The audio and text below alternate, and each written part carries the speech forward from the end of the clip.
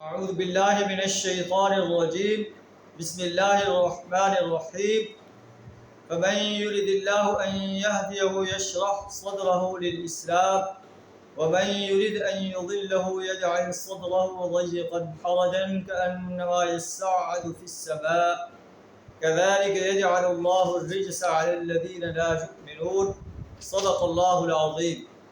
سورہ انعام آیت نمبر 125 آپ کے سامنے تلاوت کی ہے۔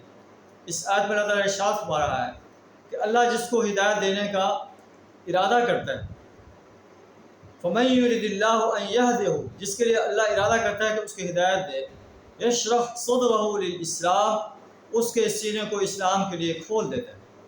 اور کھولتا کس کو ہے؟ کس کے سینے کو کھولتا ہے؟ جو طلب کرتا ہے۔ وَيَهْدِي إِلَيْهِ مَن يُنِيبُ، اللہ اسے ہدایت دیتا ہے جو اس کی طرف رجوع کرتا ہے۔ جو رجوع ہی نہیں کرتا، الٹا اللہ کے دی ہوئی دعوت کے مخالفت میں ڈٹ جاتا ہے، اللہ پھر اسے اسی طرح موڑ دیتا ہے جہاں وہ جانا چاہتا ہے۔ وَمَن يُرِدْ أَن يُضِلَّهُ يَجْعَلْ صَدْرَهُ ضَيِّقًا حَرَجًا، اور جس سے اللہ گمراہ کرنا چاہتا ہے اس کے سینے کو تنگ کر دیتا ہے، اور اسی کو تنگ کرتا ہے جو اللہ کی دعوت اللہ کے رسول صلی اللہ علیہ وسلم کی دی ہوئی دعوت کو ماننے سے انکار کر دیتا ہے اور مخالفت پر ڈٹ جاتا ہے۔ اللہ فرماتا ہے اللہ اسے بھی اسی لائن کی طرف موڑ دیتا ہے، اسی گمراہی کی طرف جو ہے اسے موڑ دیتا ہے جس طرح وہ جانا چاہتا ہے۔ اس کا ہدایت کی طرف آنا ایسے مشکل ہو جاتا ہے کأنما یصعد فی السماء، ایسے مشکل محسوس ہے جیسے وہ آسمان کی طرف بمشکل چڑھ رہا ہے۔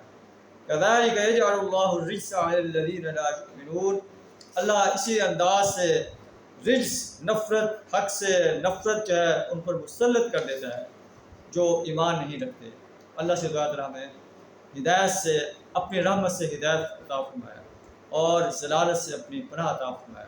وآخر دعوانا الحمدللہ رب العالمین۔